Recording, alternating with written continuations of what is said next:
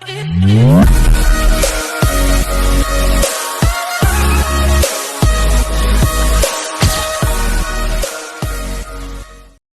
1000 like for next episode. अगर आप लोगों का कोई भी क्वेश्चन पूछना है स्टोरी से रिलेटेड तो आप सभी मेरे टेलीग्राम चैनल को ज्वाइन कर लो, लिंक डिस्क्रिप्शन में है और कमेंट बॉक्स में पिन भी है, वह से आप लोग ज्वाइन कर सकते हैं। And this story is upload on my YouTube channel audio नवलाहंडी चा 81। मीरा के शैतानी इरादे। Australia airport VIP parking area में एक वाइट ब्लू कलर का प्राइवेट जेट खड़ा था। वो अंदर से महल की तरह आलीशान था। उसकी लाइटिंग बहुत ही खूबसूरत लग रही थी। लाइटिंग की वजह से लग रहा था जैसे वो किसी बहुत ही आलीशान घर के लिविंग रूम में मौजूद हो। वहां पर 10 सोफा सीट की जो बहुत ही कंफर्टेबल की थी। वो प्राइवेट जेट 2 एरिया में बटा हुआ था। पहले में सीटिंग एरिया था, दूसरे एरिया में 2 बड़े आलीशान प्राइवेट रूम थे। तभी उस प्राइवेट जेट में एक अपनी आंखों पर बड़े ग्लासेस के साथ व्हाइट डॉक्टर की कोट मीरा रघुवंशी एटीट्यूड के साथ एंटर करती है। जस्ट पीछे एक नर्स चल रही थी जिसका सर नीचे झुका हुआ था। उसके हाथ में एक बड़ा सा मेडिकल किट था। वो लड़की बड़े ही एटीट्यूड के साथ अंदर आई। जैसे ही उसने अंदर से प्राइवेट जेट को देखा तो उसकी आंखों में एक लालच साफ दिख रहा था। डॉक्टर मीरा चेहरे पर बिना किसी भाव के रेस्टिंग सोफे पर बैठी ईशा को घूरने लगी। ईशा बहुत कंफर्टेबल सोफे पर बैठकर अपने लैपटॉप पर जल्दी जल्दी उंगलियां चलाते हुए कुछ काम कर रही थी। वही अर्जुन भी एक टैबलेट लेकर सिक्योरिटी के इंतजाम के बारे में देख रहा था। उस प्राइवेट जेट को चारों ओर से कम 500 बॉडीगार्ड ने घेर रखा था। अगर किसी को डीएम के प्राइवेट जेट एयरपोर्ट की पार्किंग में खड़ा होने के बारे में पता चल जाए शायद उसके दुश्मन उस पर हमला कर सकते हैं। इसी वजह से अर्जुन पहले ही अलर्ट रहना चाहता था जिससे वो लक्षिता की सुरक्षा का इंतजाम कर सके। लेकिन किसी भी बॉडीगार्ड को समझ में नहीं आ रहा था कि उनकी बहू को हुआ क्या है। बॉस के इतनी देर से एयरपोर्ट की पार्किंग में प्राइवेट जेट में मौजूद होने के बावजूद भी इंडिया के लिए उड़ान नहीं भर रहा। जब दक्षिता एम्पोरियम होटल से निकली थी तब वो बहुत ज्यादा जल्दी में थी। उसने सब 1 घंटे के अंदर ही इंतजाम किया था। दक्षिता इंडिया जाने की बहुत ज्यादा जल्दी थी। अब 2 घंटे से यह जेट ऑस्ट्रेलिया के एयरपोर्ट की पार्किंग में खड़ा था जिस वजह से सब कुछ बॉडीगार्ड्स को अजीब लग रहा था। उनकी डेविल बॉस उनके क्यूट एंजल सर से कभी ज्यादा देर तक दूर नहीं रह सकती थी। इधर ईशा को अपने ऊपर बुरी नजर का एहसास हुआ। कोई उसे नफरत से घूर रहा था। ईशा ने सिर उठाकर देखा अपने सामने डॉक्टर मीरा को देखकर ईशा ने बिना किसी एक्सप्रेशन के रूड आवाज में कहा, ओह आपको नहीं लगता डॉक्टर मीरा रघुवंशी आप कुछ ज्यादा ही जल्दी आ गई। ये सुनकर मीरा ने कसकर अपने हाथों की मुट्ठी बनाई। मीरा को बहुत गुस्सा आ रहा था। मीरा का मन कर रहा था वही ईशा का गला दबाकर उसे मार दे। अगर मीरा को डीएम को अपने फायदे के लिए यूज नहीं करना होता तो वह कभी भी इन लोगों की मदद नहीं करती। फिर मीरा बिना किसी एक्सप्रेशन के ईशा को ताना कसते हुए बोली, I am sorry miss Isha, मैं एक डॉक्टर हूँ, ना कि कोई मामूली से असिस्टेंट। मेडिकल इमरजेंसी केस को छोड़कर जल्दी नहीं आ सकती थी। जैसे मीरा ईशा को कहना चाहती थी, मैं वर्ल्ड की बेस्ट डॉक्टर की लिस्ट में टॉप 100 में आती हूँ। तुम बस बिजनेस वूमेन की मामूली असिस्टेंट हो। तुम अपने बॉस के ऑर्डर फॉलो करके किसी भी हाल में उनके पास पहुंचती होगी, लेकिन मैं ऐसा बिल्कुल नहीं करूंगी। ईशा ने मीरा को घूरते हुए अपने मन में कहा, चुड़ैल कहीं की झूठ बोल रही है, फिर किसी इनोसेंट पर्सेंट के इंटरनल ऑर्गन निकाल रही होगी, फिर अपने बॉस को उन इंटरनल ऑर्गन को बेचकर पता नहीं बदले में क्या लेती होगी।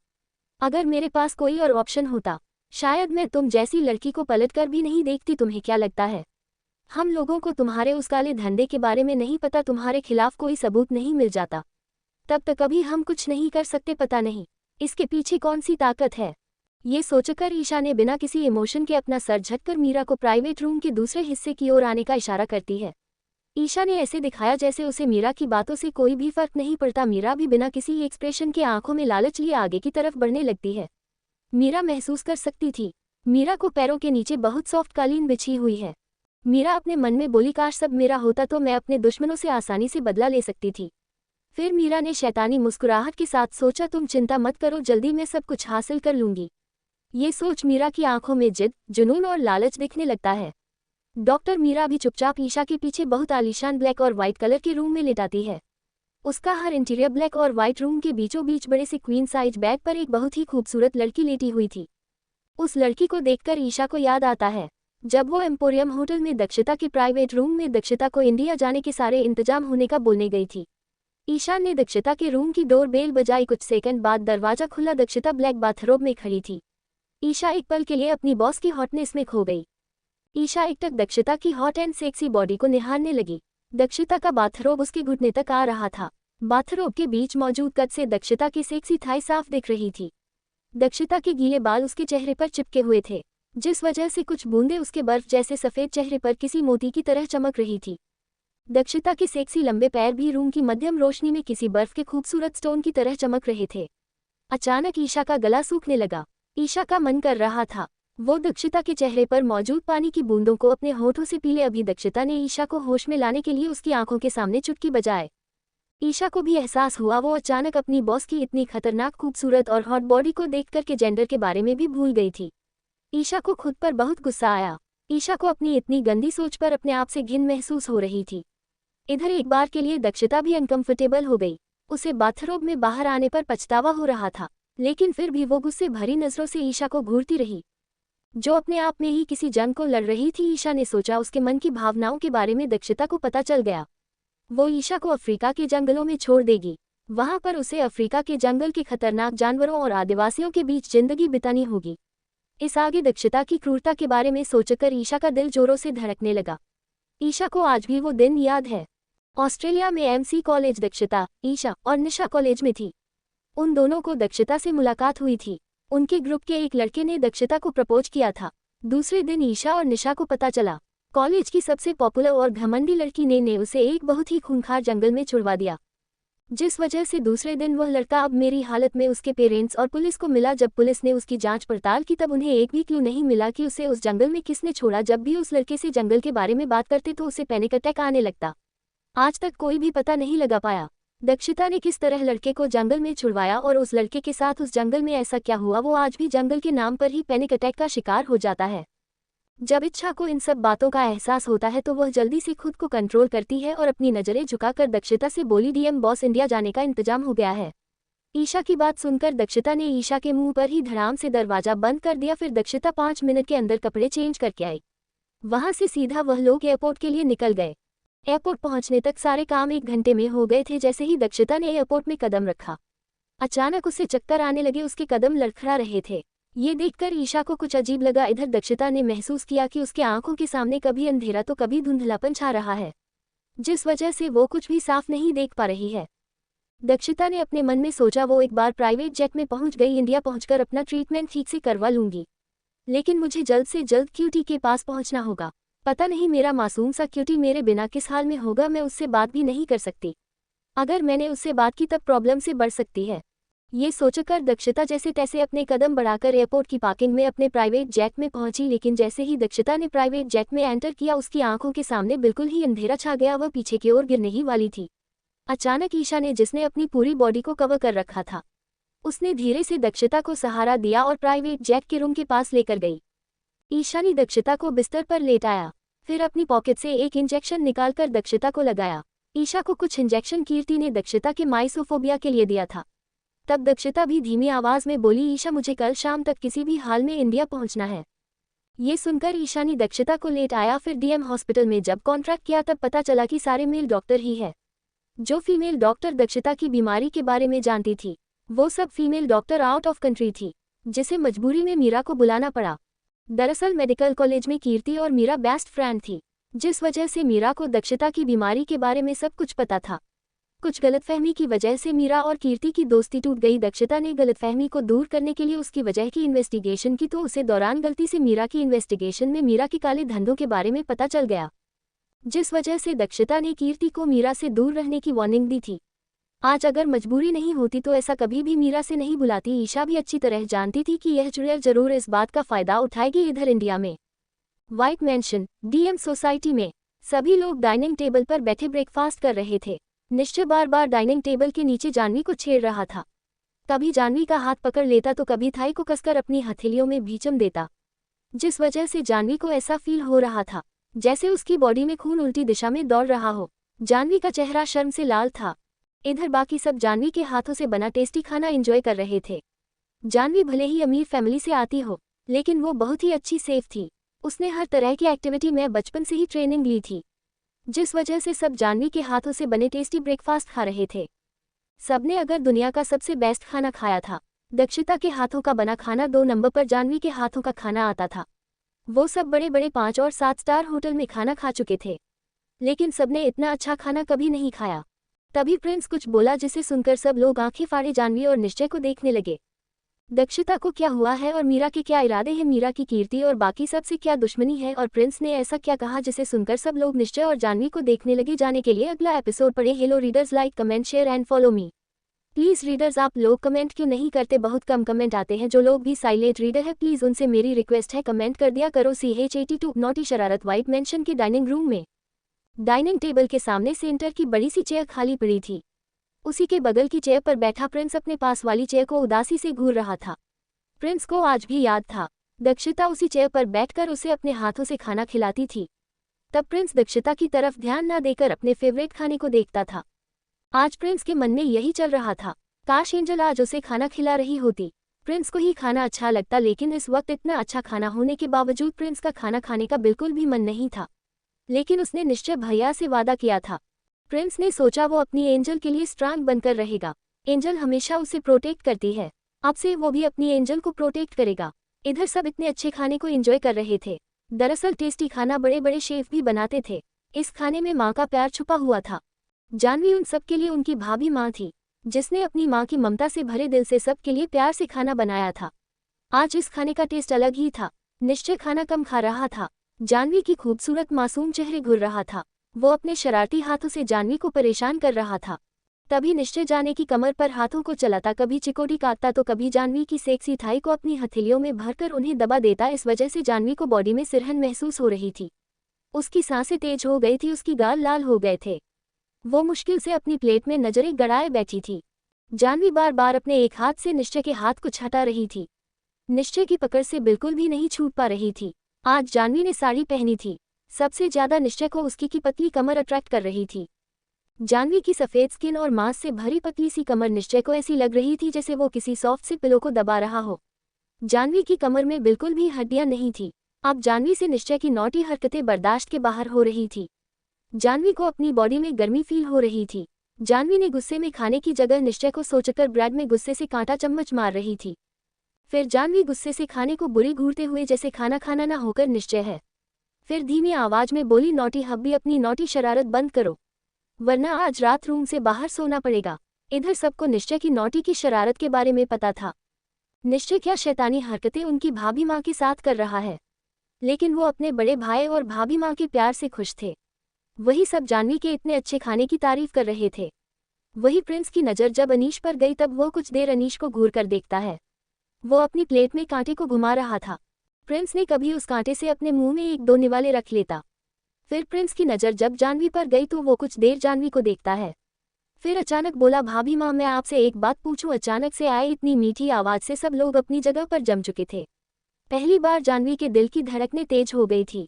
जाह्नवी को ऐसा लगा जैसे उसका छोटा सा दिल खुशी के मारे उसके मुंह से बाहर ही निकल जाएगा। जाह्नवी अपनी आंखों को उठाकर उस आवाज़ की दिशा में देखती है। वहां अपनी मासूम आंखों से प्रिंस जाह्नवी को उम्मीद भरी नज़रों से देख रहा था। वही निश्चय जो अपनी शैतानियां जाह्नवी को परेशान कर रहा था, वो भी अपनी जगह पर जम चुका था। निश्चय आंखों में हैरानी और अजीब से इमोशन के साथ प्रिंस को देख रहा था। जाह्नवी जो प्रिंस के मुंह से भाभी माँ सुनकर इमोशनल हो गई थी, वो अपनी गर्दन हिलाकर हाँ का इशारा करती है, क्योंकि इस वक्त प्रिंस के भाभी माँ बोलने से वह इतनी ज्यादा इमोशनल हो गई थी। जाह्नवी के पास बोलने के लिए कोई शब्द ही नहीं बचे थे। प्रिंस बड़ी ही मासूमियत से बोला, भाभी माँ मुझे 1-2 लव बर्ड्स देखने हैं। थोड़ी देर पहले अनीश भैया ने कहा लो शुरू हो गए। लव बर्ड्स मतलब यहाँ लव बर्ड्स एंजल के आने तक मैं लव बर्ड से मिलना चाहता हूँ। फिर मैं हर टाइम अपनी एंजल के साथ बिता लूंगा। वैसे भी एंजल को दूसरों को छूना पसंद नहीं, तो फिर एंजल मुझे उन लव बर्ड्स को छूने नहीं देगी। प्रिंस फिर से मासूमियत से आगे बोला, भाभी मैं बस एक बार उनके बारे में जानना चाहता हूँ। ये सुनकर अचानक सब लोग अपना मुंह खोले प्रिंस को देख रहे थे। वही जब सब लोगों को प्रिंस की पूरी बात समझ में आई, तब जाकर सब लोग अनीश को घूरने लगे। इस मासूम के सामने ये गधा अनीश क्या क्या बातें करता रहता है। अनीश को भी एहसास हुआ कि वो एक बार फिर फंस चुका है। अनीश को ऐसा लगा दक्षु वापस आई तो यह मासूम बच्चा उसके सामने भी उसकी इस हरकत के बारे में बता देगा। फिर आगे मिलने वाली पनिशमेंट के बारे में सोचकर अनीश के दिल की धड़कन तेज हो गई। अनीस ने मन में चिल्लाते हुए कहा, बेवकूफ़ अनी, अब तुम्हें कुछ भी करके इस मासूम बच्चे के दिमाग से ये लफ्ज़ वर्ड निकालना ही होगा, वरना वो डेविल दक्षु मुझे जान से मार देगी। और अपने मन ही मन फूट फूट कर रोने लगा। सब लोग अभी अपनी सोच में ही गुम थे। अचानक निश्चय का फोन बजा। निश्चय ने जल्दी से अपने फोन पर आ रही नंबर को देखा। निश्चय की आंखों में एक ना दिखने वाला अंधेरा छा गया। उसने एक ही झटके में फोन को उठाया और अपने कान से लगा लिया। दूसरी तरफ से कुछ कहा गया। जैसे ही फोन की दूसरी तरफ से आवाज आ रही थी, वैसे ही निश्चय का चेहरा सर्द होता जा रहा था। निश्चय बहुत ही सर्द आवाज में बोला, मैं अभी वहां आता हूँ, तब तक तुम सब संभालो। उधर से कुछ कहा गया। निश्चय ने अपना फोन रखकर सब लोगों की तरफ देखकर कहा, कोई भी व्हाइट मेंशन से बाहर नहीं जाएगा। निश्चय वहां से खड़ा होकर बाहर की तरफ चला जाता है। सब लोग निश्चय की अजीब हरकत से हैरान होकर देख रहे थे। उनको कुछ भी समझ में नहीं आ रहा था। निश्चय का सीरियस चेहरा देखकर सबने कोई भी सवाल नहीं किया। सब लोगों ने फटाफट ब्रेकफास्ट खत्म करके लिविंग रूम की तरफ बढ़ गए। प्रिंस को कुछ भी समझ में नहीं आया, इसलिए वो अपना ब्रेकफास्ट जैसे तैसे थोड़ा सा खत्म करके अपने रूम में चला गया। ऑस्ट्रेलिया एयरपोर्ट प्राइवेट जेट के रूम में मीरा ने अपने चेहरे पर शैतानी मुस्कुराहट के साथ दक्षता की पीले पड़ चुके चेहरे की तरफ देखा और अपने मन में बोली, डीएम सिर्फ तुम्हारी वजह से वो काली बिल्ली मुझसे बच गई, वरना मैं उसे कब का ही खत्म चुकी होती। फिर मीरा बिना किसी एक्सप्रेशन के ईशा को बाहर जाने का इशारा करती है। ईशा उसे अपनी आंखों में जानलेवा चमक के साथ घूर कर देखती है, तो मीरा अच्छे से समझ जाती है ईशा को उस पर बिल्कुल भी विश्वास नहीं है। फिर मीरा ईशा को इग्नोर करते हुए दक्षता के करीब जाती है। जैसे ही वह दक्षता को छूने वाली थी, ईशा ने मीरा घूरकर देखा, फिर आगे बढ़कर सैनिटाइजर उठाकर मीरा के ऊपर डाल दिया। ईशा मीरा के ऊपर ऐसे सैनिटाइजर डाल रही थी जैसे वो कोई कीटाणु हो। ईशा की आंखों में खुद के लिए ऐसे भाव देखकर मीरा की आंखें गुस्से के मारे लाल हो गई। लेकिन मीरा अपने चेहरे पर बिना किसी एक्सप्रेशन के ईशा को देख रही थी। वो आज सच में भूल गई डेविल डीएम को माइशोफोबिया है। मीरा अपने आप को बिना क्लीन और प्रोटेक्शन यूज किया दक्षता को छूने जा रही थी। फिर ईशा ने अपने साइड के कॉफी टेबल पर से एक पैकेट निकालकर मीरा की तरफ बढ़ा देती है। मीरा पैकेट को खोलकर उसमें से एक फुल बॉडी सूट किट निकालती है। उसे पहनकर हाथों में ग्लव्स पहनकर फिर दक्षता का हाथ पकड़कर नब्ज चेक करने लगती है। कुछ देर बाद मीरा ईशा की तरफ हाथ बढ़ाती है। ईशा ने पैकेट में से न्यू स्टेथोस्कोप और एक न्यू मेडिकल किट मीरा के पास रख देती है। मीरा दक्षता का फुल बॉडी चेकअप करने के बाद मन में शैतानी हंसी के साथ बोली, इंटरेस्टिंग, वेरी इंटरेस्टिंग। डीएम इतने दिनों से ड्रग्स ले रही थी, क्यों? और डीएम एंडोक्सिन, काल्पनिक नाम जैसा इतना खतरनाक ड्रग्स को कैसे ले सकती है? इसकी बॉडी पर कितने गहरे असर डाल सकता है? मीरा ने सोचा एक बात, और डीएम ने ये ड्रग्स 2-3 दिन में लेना शुरू किया है, लेकिन इसे माइसोफोबिया होने की वजह से और माइशोफोबिया के ट्रीटमेंट से हुए साइड इफेक्ट की वजह से बॉडी में बहुत सारे डैमेज हुए हैं। अगर इसका प्रॉपर ट्रीटमेंट नहीं किया गया, शायद सारे डैमेज इसे आगे चलकर बहुत सारी प्रॉब्लम देने वाले हैं। डीएम, पहला, मां बनने में दिक्कत आएगी, दूसरा, उम्र बढ़ने के साथ हार्ट की प्रॉब्लम भी हो सकती है।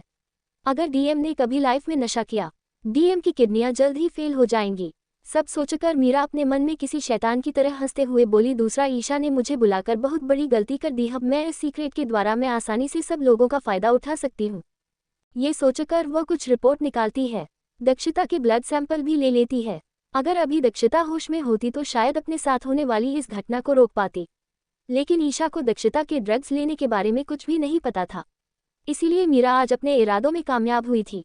फिर मीरा को अचानक ध्यान आया, अब ये लोग एक बार उससे डीएम का ट्रीटमेंट कराने के बाद इसे इंडिया लेकर चले जाएंगे।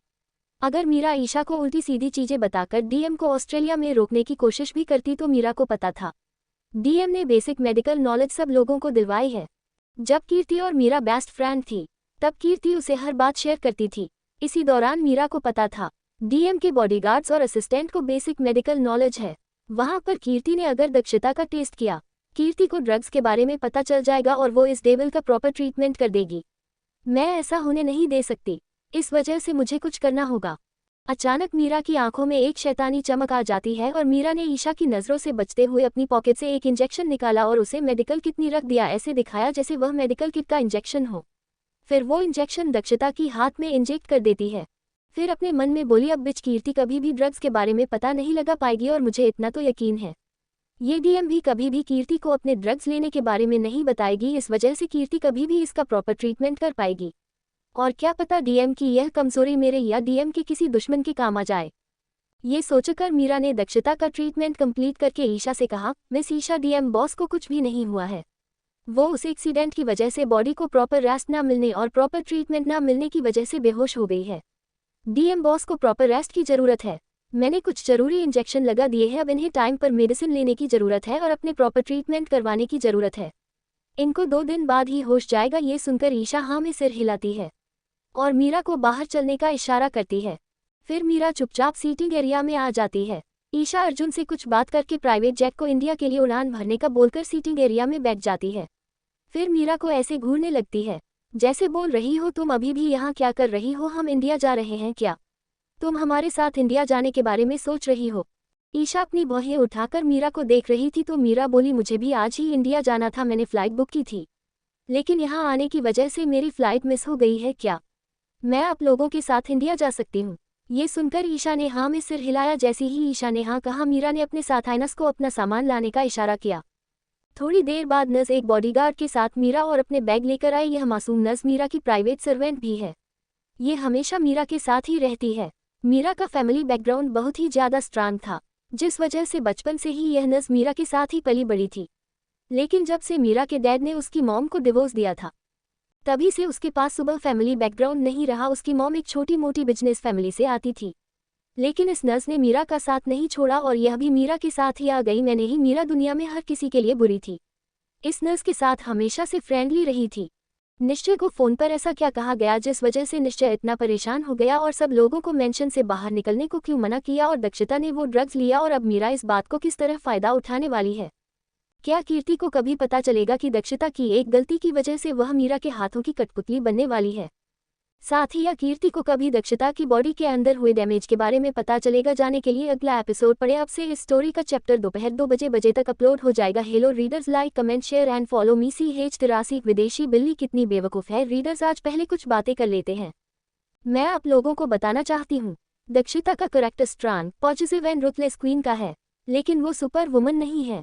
उसकी लाइफ में प्रॉब्लम आएगी, वो भी प्रॉब्लम से गुजरेगी। वो अपनों को प्रोटेक्ट करती है, कोई उसे प्रोटेक्ट नहीं करता। इनोसेंट लड़कियों को उनका भाई या हस्बैंड प्रोटेक्ट करते हैं, लेकिन इसमें दक्षिता का प्यार इनोसेंट है, उससे वो प्रोटेक्ट करेगी, लेकिन इसका मतलब यह नहीं कि वो खुद कभी किसी मुश्किल में नहीं पड़ेगी। दक्षिता का ट्रैक्टर में स्ट्रांग का मतलब मैंने दक्षिता को ऐसा बनाया है, मुश्किल घड़ी में खुद को या दूसरों को ब्लेम करने की जगह एक्शन लेगी और अपने दुश्मनों का खात्मा करेगी। दक्षिता किसी पर भी पूरी तरह भरोसा नहीं करती, लेकिन अपनों की वजह से उसे अपने दुश्मनों पर भी भरोसा करना पड़ता है। मीरा को दक्षिता की लाइफ में ईशा लेकर आए हैं। अगर दक्षिता को थोड़ा सा भी होश होता तो वो कभी भी मीरा को अपने आसपास नहीं आने देती। मुझे आप लोग कमेंट में बता दीजिए आपकी नज़रों में स्ट्रांग की डेफिनेशन क्या है। विवेक कुमार जी, मुझे आपका कमेंट पसंद आया। आपको यह चैप्टर थोड़ा अजीब लगा, इसीलिए आपने जो सवाल पूछा मैंने उसका जवाब दे दिया। अभी कहानी के बारे में मत सोचो, 2-3 चैप्टर के बाद सब कुछ क्लियर हो जाएगा। खुशी जी, आपको मैं यही कहना चाहूँगी, कुछ भी बोलने से अच्छा है आप कुछ ना ही बोलो। मैं आपसे रिक्वेस्ट करूँगी, अगर आपको मेरी स्टोरी पसंद नहीं आ रही तो आप प्लीज़ कोई अपनी पसंद के अकॉर्डिंग और स्टोरी ढूंढ लीजिए। स्माइल पॉकेट FM पर बहुत सारी स्टोरी है, मुझे भी हर स्टोरी पसंद नहीं आती।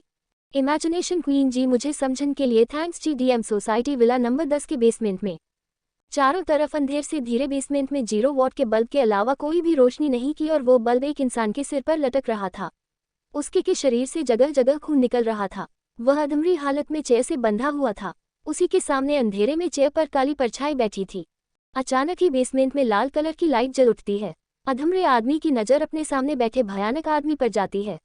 वो डर के मारे कांपने लगा, फिर भीख मांगने लगा। बोला, प्लीज़ सर मुझे छोड़ दीजिए, मैं दोबारा कभी आपकी सिक्योरिटी तोड़कर यहाँ घुसने की कोशिश नहीं करूँगा। लेकिन वह अभी आदमी अपनी बात पूरी कर पाता, इतने में सामने चेयर पर खतरनाक रूप में बैठा निश्चय ने चेयर के साइड पॉकेट से खंजर निकालकर उस आदमी की छोटी उंगली को निशाना बनाते हुए चला दिया। अगले ही सेकंड आदमी की छोटी उंगली कटकर नीचे जमीन पर गिर गई। इसके साथ ही उस आदमी की एक भयानक चीख बड़े बेसमेंट में गूंज गई। निश्चय के चारों ओर खड़े सिक्योरिटी का डर के मारे कांप रहे थे। गार्ड्स को देखकर लग रहा था अगर निश्चय ने उनमें से किसी से बात भी कर ली तो वो बेहोश हो जाएंगे। निश्चय अपनी सर्द आवाज में बोला, तुमने बहुत बड़ी गलती कर दी। DM सोसाइटी की सिक्योरिटी तोड़कर अंदर घुसने की कोशिश करके मुझे इतना पता है, DM सोसाइटी की सिक्योरिटी तोड़ना इतना आसान नहीं है। तुमको किसी अंदर की सिक्योरिटी के बारे में बताया है, उसका नाम बता दो, वरना मैं तुम लोगों को यही जिंदा गाड़ दूंगा, न तो मरने दूंगा और न ही जीने दूंगा। ये बोलकर को अपने लाल खतरनाक आंखों से उस आदमी को घूरने लगता है। फ्लैशबैक, सुबह पीछे की सिक्योरिटी को तोड़कर आदमी अंदर घुसे। दोनों आदमियों के लंबे बाल, लंबी दाढ़ी थी। इसके साथ ही उनकी बॉडी पर कई सारे कट और जख्म के निशान थे।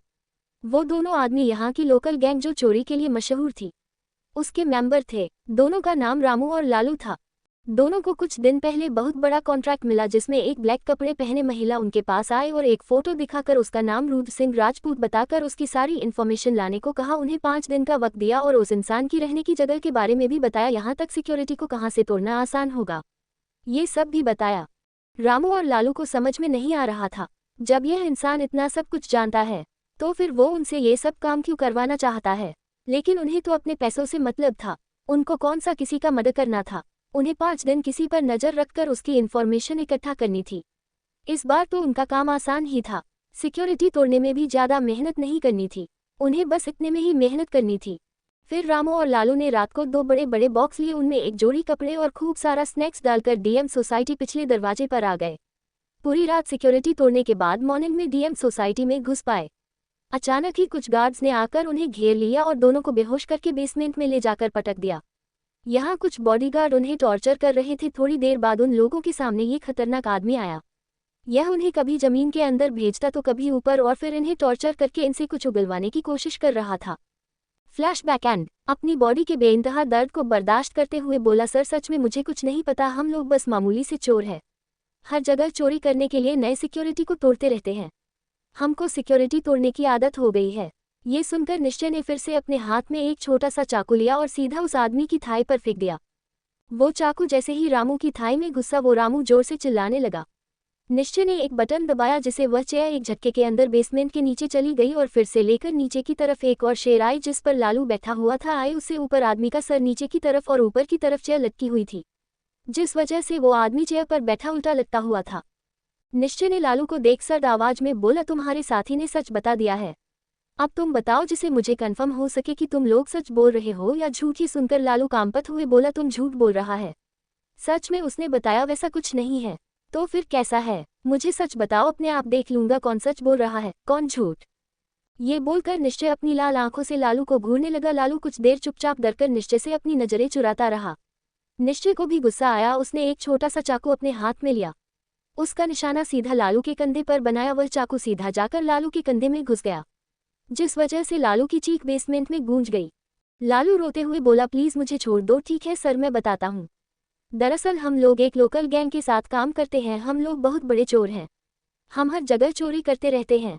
किसी को भी अगर चोरी करनी होती है, वो सिक्योरिटी को तोड़ने के लिए हमको साथ लेकर जाता है, क्योंकि हम सारी हाई लेवल की सिक्योरिटी तोड़ने में माहिर रहे। कुछ दिन पहले हमारे पास कॉल आया, डीएम सोसाइटी में मौजूद एक लड़के के बारे में इंफॉर्मेशन चाहिए। वह क्या करता है, क्या नहीं, कहाँ जाता है या नहीं। डीएम सोसाइटी में छुपकर 5 दिन रहने का प्लान बनाया था, जिस वजह से हम उस बच्चे की सारी इन्फॉर्मेशन इकट्ठा कर सके।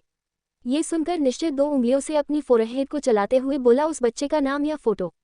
लालू लगभग गिड़गिड़ाते हुए बोला, हमने उसकी फोटो की बस एक झलक दिखाई थी, उसका नाम रुद्र सिंह राजपूत है। ये सुनते ही न कंफ्यूज हो गया, यहाँ पर डीएम सोसाइटी में कोई भी रुद्र सिंह राठौर नाम का इंसान नहीं रहता। वो उस आदमी को घूमते हुए बोला, तुम झूठ बोल रहे हो। ये सुनकर लालू नामे सिर हिलाते हुए बोला, नहीं मैं सच बोल रहा हूँ। ये सुन निश्चय ने आज मेरी हालत में रामू और लालू को वहीं छोड़ बेसमेंट से बाहर निकला। अब तक सुबह से शाम हो चुकी थी, नीचे पूरा पसीने से भीगा हुआ था। उसने उन दोनों को बहुत ज्यादा टॉर्चर किया, लेकिन उन लोगों ने कुछ भी नहीं बताया। निश्चय ने सोचा कुछ तो गड़बड़ है, वह अभी कुछ भी नहीं करना चाहता था जब तक दक्षता वापस नहीं आ जाती। वैसे भी ये 5 दिन डीएम सोसाइटी में रहने वाले थे, अब 5 दिन उन्हें कैद में रखेगा, टॉर्चर करेगा, जिस वजह से शायद वो अगर झूठ बोल रहे हो तो सच बोल दे। ये सोचकर नीचे व्हाइट मैंशन की तरफ बढ़ ही रहा था, अचानक उसका फोन बजा। उसने अपने फोन में आए मैसेज को ध्यान से देखा, मैसेज पढ़कर ही नीचे के माथे पर चिंता की लकीरें आ गई। डीएम सोसाइटी विला नंबर 6 में ये सर्वेंट के लिए था, बॉडीगार्ड्स और अदर सर्वेंट के लिए। सर्वेंट क्वार्टर में अपने कमरे में बैठी मायरा किसी सोच में गुम। माहिरा को कुछ दिनों से ऐसा लग रहा था जैसे उसने दक्षता के करीब जाने के लिए जितनी मेहनत की थी वो सब बर्बाद हो गई। दक्षता उससे दूर होती जा रही है। पहले वो दक्षता की पर्सनल बॉडीगार्ड थी, वो हर जगह उसके साथ जाती थी, लेकिन अब वो एक सर्वेंट बनकर रह गई है। मारिया ने जल्दी से अपनी फ़ोन में मैसेज करते हुए कहा, मिस सिन्हा आपने इन बेवकूफ़ को यहाँ पर क्यों भेजा है?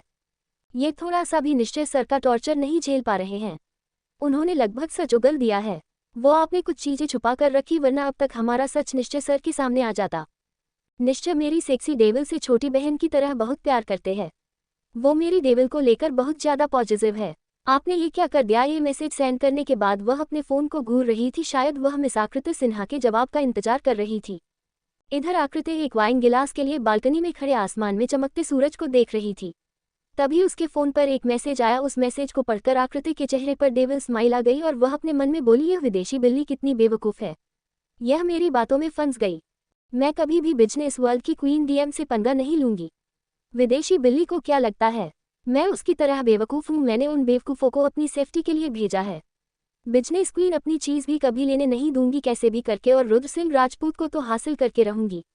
वैसे भी उससे थोड़ी देर पहले खबर मिली थी कि बिजनेस वर्ल्ड की क्वीन इंडिया वापस आ गई।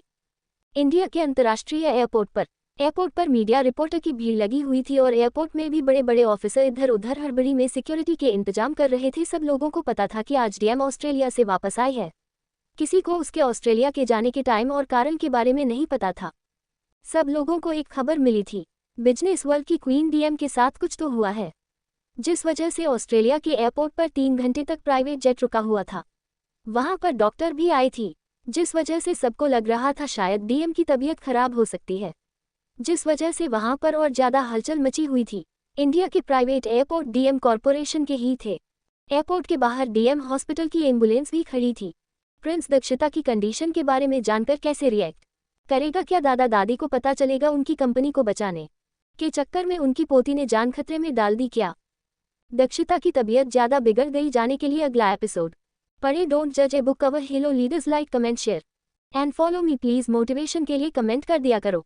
और जिनको भी स्टोरी में कुछ प्रॉब्लम लगती है तो अच्छे से सवाल करो, ना सबके जवाब दूंगी। फिर भी आप स्टोरी से बोर हो रहे हो तो आप छोड़ सकते हो, मैं आपके साथ कोई जबरदस्ती नहीं कर सकती। अगर मेरी पूरी सच में बोरिंग हो गई तो मैं इसे बंद कर दूंगी। मैं आगे के चीज़ों के बारे में सोचती हूँ तो मुझे नहीं लगता कि मेरी स्टोरी बोरिंग है या बकवास है, लेकिन फिर भी अगर आप लोगों को पसंद नहीं आई तो मैं इस स्टोरी को बंद कर दूंगी। CH84 आशीष का गुस्सा और प्रिंस की एंजल से मिलने की खुशी में एक्साइटमेंट। दिल्ली एयरपोर्ट में भगदड़ मची हुई थी। सब ऑफिसर और कर्मचारी पूरी तरह सिक्योरिटी को चेक में लगे हुए थे। पूरा एयरपोर्ट खाली कर दिया गया था। फ्लाइट की उड़ान भी 2 घंटे के लिए रोक दी गई थी। डीएम कॉरपोरेशन देश की इकोनॉमी में बहुत बड़ा हिस्सा थी। एयरपोर्ट और प्लेन डीएम कॉरपोरेशन के हिस्सा थे। एयरपोर्ट को इंडिया की नहीं बल्कि पूरी दुनिया की सबसे बेस्ट सिक्योरिटी एजेंसी के गार्ड्स ने कब्जा कर लिया था, क्योंकि डीएम को बिना किसी प्रॉब्लम के, बिना कोई इन्फॉर्मेशन लीक हुए डीएम हॉस्पिटल तक पहुंचाना था। हॉस्पिटल में सिक्योरिटी को लेकर कोई दिक्कत की बात नहीं थी। ऑस्ट्रेलिया से पता नहीं किसने डीएम के ऑस्ट्रेलिया से दिल्ली आने की खबर लिख कर दी थी। दक्षिता को हॉस्पिटल पहुंचाने में दिक्कत आ रही थी। ईशा ने दुनिया की सबसे बेस्ट सिक्योरिटी का इंतजाम कर दिया था। वही एयरपोर्ट के ऑफिसर और स्टाफ घबराया हुआ था, क्योंकि पिछली बार जो हरकत मिस दक्षिता मेहरा के साथ हुई थी वो डीएम के साथ ना हो जाए। तब उन्होंने सिक्योरिटी कैमरा चेक किए, तब उन्हें पता चला वो अनजान आदमी मिस मेहरा को फंसाने के लिए आया था। दक्षिता मेहरा छोटी सी म्यूजिक कंपनी की ओनर थी। उसके खिलाफ दुश्मन साजिश रच सकते हैं तो डीएम दुनिया की इकोनॉमी में बहुत बड़ा हिस्सा निभाने वाली डीएम के दुश्मन तो उसे खत्म करने के लिए किसी भी हद तक जा सकते हैं। सबको यहाँ तक शक है कहीं माफिया क्वीन डीएम तो नहीं, इस वजह से उन्हें और ज्यादा डर लग रहा था। अंडरवर्ल्ड के लोग बहुत ज्यादा खतरनाक होते हैं, वो अपने दुश्मन को खत्म करने के लिए कहीं भी चले जाते हैं। इस वजह से एयरपोर्ट के ऑफिसर ने एयरपोर्ट का एक एक कोना और हर स्टाफ को चेक किया, कोई अजनबी को एयरपोर्ट पर मौजूद नहीं है। यहाँ अपने स्टाफ की पूरी इन्फॉर्मेशन दोबारा निकाली है। फिर डीएम हॉस्पिटल से लग्जरियस एम्बुलेंस में डीएम को पहुंचाने के लिए एक सिक्योरिटी गार्ड का बैरियर बना दिया। थोड़ी देर बाद ईशा, अर्जुन और मीरा के साथ उसकी नर्स दक्षिता को स्ट्रेचर पर लेटाकर एयरपोर्ट से बाहर आते हैं। फिर एम्बुलेंस एयरपोर्ट के विप पार्किंग में दक्षिता को एम्बुलेंस में शिफ्ट करते हैं। ये काम 20 मिनट के अंदर खत्म हो गया था। एम्बुलेंस डीएम हॉस्पिटल की तरफ निकल जाती है। इधर मीडिया रिपोर्टर डीएम की जानकारी हासिल करने की कोशिश कर रहे थे, लेकिन वो सिक्योरिटी के बैरियर को नहीं तोड़ पाए और उन्हें एक छोटी सी झलक भी देखने को नहीं मिली। लेकिन उनके लिए यही बड़ी बात थी कि आज वो बिजनेस वर्ल्ड की क्वीन की ताकत देख पाए। उसके सिक्योरिटी के लिए एयरपोर्ट के चारों ओर 3 बैरियर बनाए गए थे। मीडिया रिपोर्टर और बिजनेस क्वीन डीएम के कुछ फैंस एक बैरियर भी नहीं तोड़ पाए थे। कुछ देर में एम्बुलेंस डीएम हॉस्पिटल के बाहर आकर रुकती है। डीएम हॉस्पिटल में भगदड़ मची हुई थी। डीएम हॉस्पिटल के सिक्योरिटी गार्ड्स पेशेंट और पेशेंट की फैमिली को असुविधा ना हो इसीलिए उन्हें वीआईपी एरिया से दूर कर दिया। वीआईपी एरिया पर टाइट सिक्योरिटी का इंतजाम था। डीएम की कमजोरी समझकर कोई इसका फायदा ना उठा सके। वैसे तो डीएम हॉस्पिटल की हर ब्रांच में डीएम की मर्जी के बिना कुछ नहीं हो सकता, लेकिन क्या पता खतरनाक सिचुएशन का कौन सा दुश्मन फायदा उठा ले। हॉस्पिटल में टाइट सिक्योरिटी के इंतजाम थे। डीएम हॉस्पिटल में मौजूद पेशेंट और पेशेंट की फैमिली अपने फैमिली मेंबर या खुद की परवाह किए बिना डीएम के लिए दुआ कर रहे थे, अपने इंसानी रूपी एंजल को कुछ ना हो। आज उसकी एंजल की वजह से बड़ी जानलेवा बीमारियों के इलाज में लाखों रुपए खर्च होते हैं। उन बीमारियों का ट्रीटमेंट फ्री में हो रहा है, क्योंकि वो लोग लोअर मिडिल क्लास फैमिली से हैं।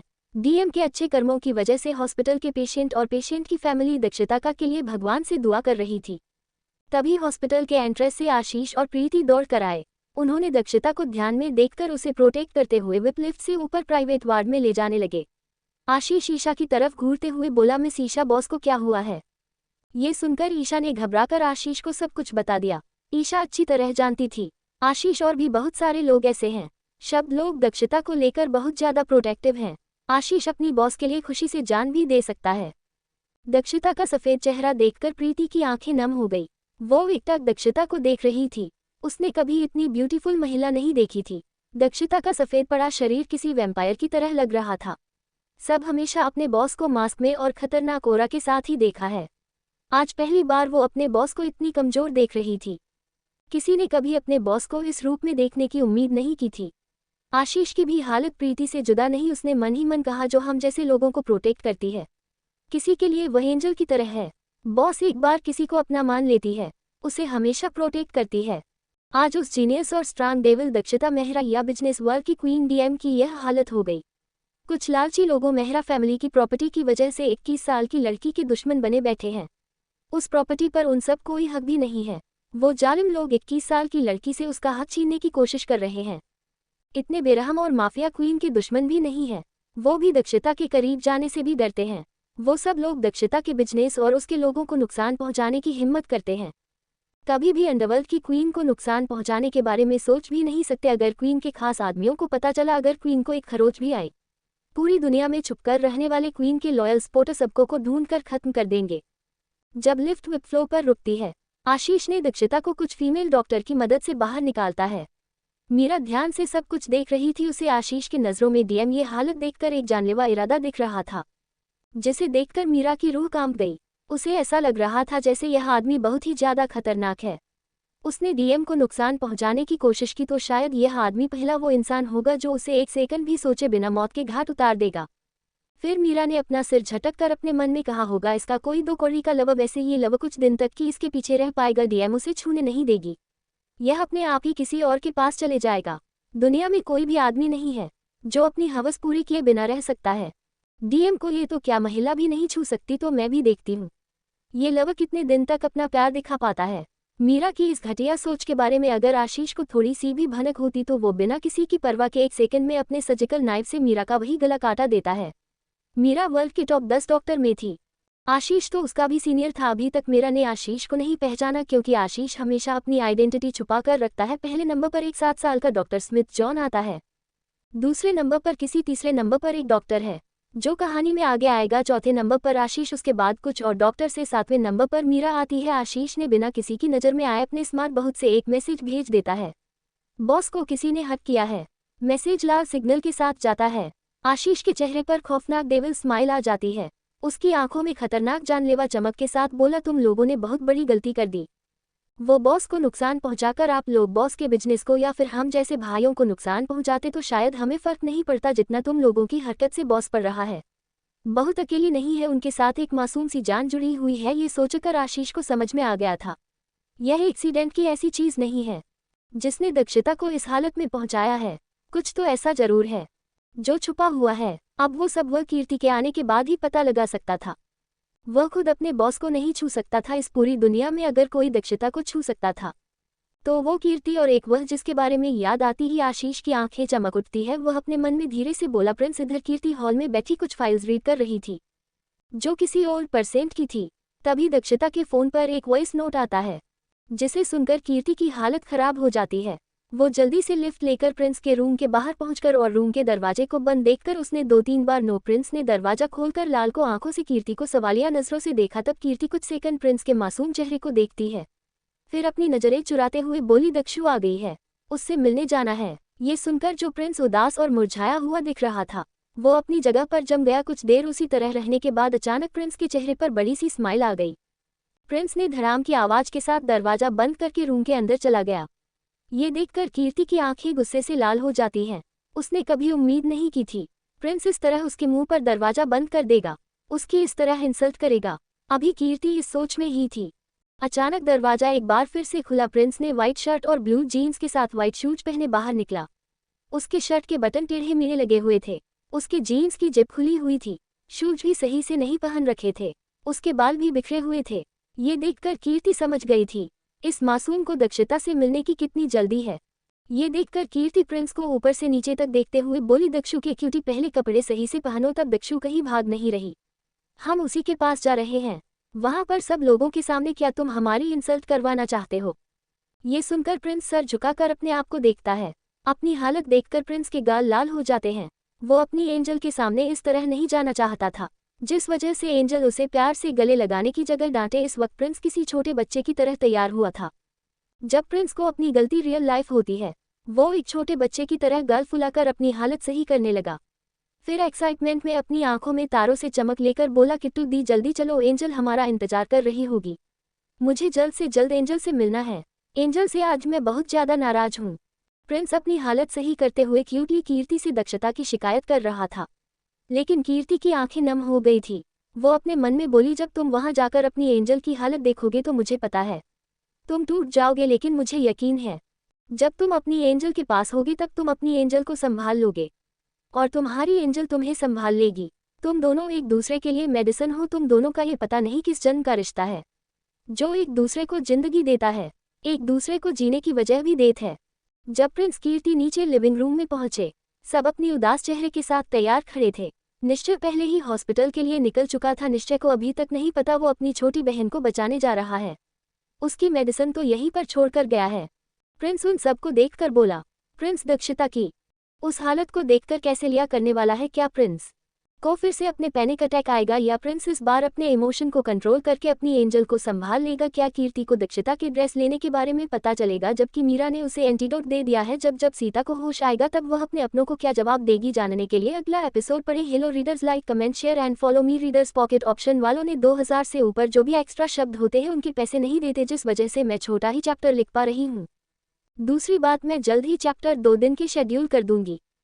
उन चैप्टर्स में बहुत कुछ क्लियर हो जाएगा। कहानी ट्रैक पर चल रही है। मैं इतनी जल्दी सब कुछ रिवील नहीं कर सकती, और आप लोग इतनी जल्दी क्यों कर रहे हो? अभी मीरा ने कोई भी चाल नहीं चली है। उसने अभी बस दक्षता का ब्लड कलेक्ट किया है और उसे ड्रग्स का एंटीडोट दिया है। और मेरा मानना है जो लोग बुरे होते हैं उनके बुरे होने के पीछे भी उनका अतीत छुपा हुआ है। मीरा की भी कुछ दर्द भरी यादें हैं जिन वजह से वह ऐसी बन गई है। मैंने पहले ही थोड़ा बहुत क्लियर कर दिया है कि कीर्ति और मीरा के बीच कुछ दुश्मनी है। उसकी वजह एक गलतफहमी है जो आगे जाकर क्लियर होगी। मैं अभी पूरी स्टोरी तो नहीं बता सकती ना रीडर्स, आप लोग चिंता मत कीजिए। दक्षता को अपने आसपास होने वाली साजिशों के बारे में पता है।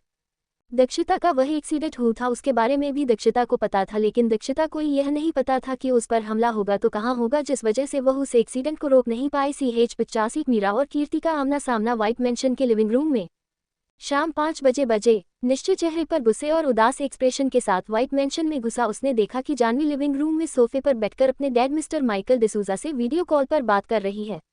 जानवी के डैड पॉलिटिक्स वर्क के सिलसिले में USA गए हुए थे और जानवी उन्हें बिना बताए ही इंडिया आ गई थी, जिस वजह से उसके डैड जानवी को डांट रहे थे। जानवी मुस्कुराकर अपने पापा की प्यार भरी डांट सुन रही थी। जानवी की मम्मा जब वो 20 साल की थी तब कैंसर की वजह से मर चुकी थी। उसके बाद दोनों बाप बेटी का बहुत अच्छा बॉन्ड बन गया था। दोनों एक दूसरे के बिना नहीं रह सकते थे। मिस्टर माइकल ने जानवी और निश्चय से शादी करने के लिए निश्चय के सामने उनका घर जमाई बनने की डिमांड रखी, जिसे निश्चय एक बार तो गुस्सा हो गया। वो कभी भी अनीश, दक्षता और बाकी सबको खुद से दूर नहीं कर सकता था। निश्चय ने जानवी को उसे और अपने डैड के बीच में से किसी एक से भी दूर जाने के दुख में देखा। तब निश्चय ने अपनी जानों के लिए अपना ईगो साइड में रखकर मिस्टर माइकल को अपनी प्रॉब्लम्स बताए और अपनी फैमिली के बारे में बताया। फिर मिस्टर माइकल और निश्चय ने फैसला किया कि वो हफ्ते में 3 दिन जानवी के डैड के साथ रहेंगे। 4 दिन निश्चय और जानवी ने अनीश, दक्षता और सबके साथ अनीश के मोम डैड के घर में। निश्चय के मोम डैड उन्हें बचपन में अपने दूसरे प्यार के लिए छोड़कर चले गए थे। निश्चय और अनीश को उसकी दादी ने पाला था। वो कुछ सालों पहले ही चल बसी थी। ऑस्ट्रेलिया में निश्चय, अनीश, दक्षता, कीर्ति, अर्जुन, करण, ईशा, निशा और आदर्श एक ही घर में रहते थे। कांची ने इंडिया से ही अपनी पढ़ाई कंप्लीट की है। निश्चय की शादी जानवी से हुई तो जानवी ने भी अपने डैड से कहा कि वो अपनी फैमिली यानी दक्षता, कीर्ति और बाकी सबके साथ भी रहना चाहती है। भले ही यह सब ऐसे दिखाते थे किसी को अपने से मतलब है, दूसरे से कोई मतलब नहीं है, लेकिन मन ही मन सब लोग एक दूसरे को ही अपनी फैमिली मानते थे। किसी की भी रियल फैमिली उनके साथ नहीं थी। सब लोग एक दूसरे का सहारा थे। सबने एक दूसरे के हर सुख दुख में खामोशी से फैमिली की तरह साथ दिया। जब मिस्टर माइकल ने इन सब लोगों के बारे में पता लगवाया तब उन्हें उनके बारे में जानकर खुशी हुई। उन्होंने अपने मन में कहा, उनकी जानवी कितनी लकी है जो ऐसी फैमिली में जा रही है जहां सब एक दूसरे के लिए झूठी फिक्र और प्यार दिखाने की जगह खामोशी से एक दूसरे का साथ देते हैं। भले ही वो फैमिली एक यंगस्टर्स की फैमिली थी, वह बड़ी सी फैमिली में अंडरस्टैंडिंग पुरानी बड़ी फैमिली की तरह थी। जानवी के डैड मान गए, वैसे भी वो अपने पॉलिटिक्स करियर में बिजी रहते थे, उनके पास अपनी बेटी के साथ बिताने के लिए 3 दिन भी मुश्किल से मिलते थे। नाइट में या फिर दिन में कुछ टाइम के लिए ही निकाल पाते थे। लेकिन जानवी और निश्चय मिस्टर माइकल के घर 3 दिन तक प्रॉपर्ली रहते थे। लेकिन जानवी के डैड उनसे ज़्यादा नहीं मिल पाते थे। लेकिन उन सब का एक रोल था, वह लोग उन 3 दिनों में डिनर एक साथ ही करते थे। जानवी के डैड दक्षिता और उसके लोगों को भी अपने बच्चों की तरह ही मानते थे, जिस वजह से कभी कभी दक्षिता और बाकी सबके साथ हफ्ते में कुछ घंटे निकालकर टाइम स्पेंड करते थे। जानवी को इतना खुश देखकर निश्चय अपने भारी कदमों के साथ लिविंग रूम में आया। उसके चेहरे पर थकान, उदासी, गुस्से और गिल्ट में धम से सोफे पर बैठ गया। निश्चय अपनी दक्षु को उसके दुश्मनों के हमले से ना बचा पाने के गिफ्ट में था। जानवी की नज़र निश्चय की हालत पर गई तो वो कंफ्यूज होकर निश्चय को देखने लगी। फिर अपने डैड को बहाना बनाकर फ़ोन रख देती है। फिर निश्चय के पास आकर बैठ जाती है, उसके कंधे पर हाथ रखती है। निश्चय ने जानवी को देखकर इमोशनल होकर हक करके गिल्ट भरी आवाज में बोला, जानू वो दक्षु का ऑस्ट्रेलिया में एक्सीडेंट हो गया है। मैं उसे उसके दुश्मनों से प्रोडक्ट नहीं कर पाया, मैं बड़े भाई होने का फर्ज नहीं निभा पाया, उसने हम में से किसी को इन्फॉर्म नहीं किया। तुम तो जानती हो वह लड़की कितनी जिद्दी है, वो अपने इमोशन हमेशा छुपाती है। दक्षु पूरी लाइफ में उसके डैड के अलावा उसे प्यार और निस्वार्थ प्यार नहीं मिला, जिस वजह से वो प्रिंस को लेकर ओवर प्रोटेक्टिव और पॉजिटिव हो गई है। अपने दादा दादी की खातिर और प्रिंस की खातिर उससे कुछ दिनों के लिए दूर गई थी, लेकिन उससे ये दूरी बर्दाश्त नहीं हुई। उसने यहाँ आने की जल्दी में अपना प्रॉपर ट्रीटमेंट नहीं करवाया, उसकी तबीयत बहुत ज़्यादा खराब हो गई है। इतने बड़े एक्सीडेंट के बाद वो दूसरे दिन हॉस्पिटल से डिस्चार्ज लेकर रात दिन मेहरा म्यूजिक इंडस्ट्री के लिए प्रोजेक्ट हासिल करने की कोशिश रही थी। यह सुनकर जानवी की आंखें नम हो गई, वो अपने कांपते हुए हाथों से निश्चय का सिर सहलाने लगी। जानवी भले ही सब लोगों से प्यार करती थी, लेकिन उसका दक्षिता के साथ अलग ही बॉन्ड था। भले ही वो दोनों एक दूसरे से ज़्यादा बात नहीं करते थे, ना ही एक दूसरे से छूते थे, लेकिन वो इमोशनली जुड़े हुए थे। दक्षिता को जानवी की बातों और उसके एक्शन में माँ का प्यार दिखता था। दक्षिता को माँ का प्यार दक्षिता को बचपन से ही नहीं मिला था। जानवी दक्षिता को अपनी छोटी बहन मानती थी। जानवी ने दक्षिता का ख्याल हमेशा बड़ी बहन की तरह रखती थी। जब निश्चय और जानवी इमोशनली एक दूसरे से गले लगे हुए थे, तभी सब लोग लिविंग रूम में आते हैं। उन दोनों को इस तरह देखकर सब लोग घबरा जाते हैं। वो दौड़कर जानवी और निश्चय के पास आते हैं। वो अपने माँ बाप के समान भाई भाभी को इमोशनली टूटा हुआ देखकर घबरा गए थे। उनके लिए उनके गार्डियन निश्चय और जानवी ही थे। निश्चय जानवी भी उन सब का ख्याल अपने बच्चों की तरह रखते थे। निश्चय ने अपने माँ बाप और दादी के जाने के बाद अनीश को अपने बच्चे के समान बड़ा किया था। उसी तरह उसने और जानवी ने बाकी सब लोगों का ख्याल भी बच्चे की तरह ही रखते थे। भले ही बाकी सब ऐसा दिखाते थे जैसे निश्चय और जानवी की केयर नॉर्मल ही लेते थे, लेकिन सब अपने दिल में जानते थे उनके दिल में जानवी और निश्चय की जगह माँ बाप के समान या फिर उनके माँ बाप से भी बढ़कर थी। उन सब लोगों ने भले ही अपने माँ बाप को कभी देखा था या नहीं देखा था, लेकिन सबकी लाइफ में कभी एक बच्चे के रूप में हो या एडल्ट के रूप में माँ बाप का प्यार हासिल नहीं कर पाए थे। उन्हें उनके माँ बाप ने कभी गलत सही नहीं समझाया।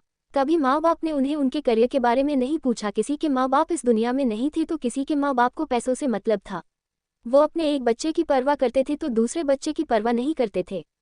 निश्चय और अनीश के माँ बाप दूसरे लाइफ पार्टनर की फैमिली के साथ खुश थी।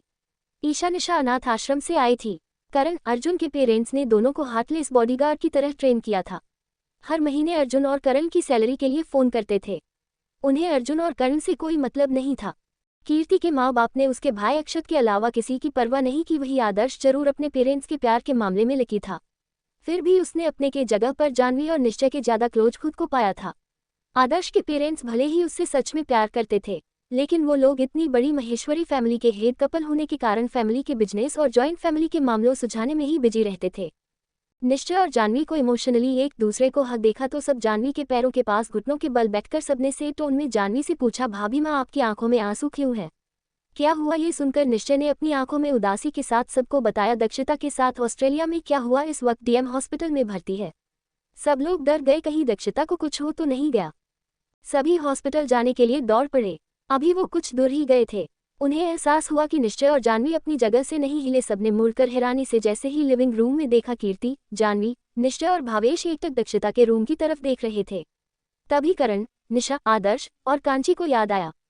प्रिंस ऊपर रूम में दक्षिता का ऑस्ट्रेलिया से वापस आने का इंतजार कर रहा है।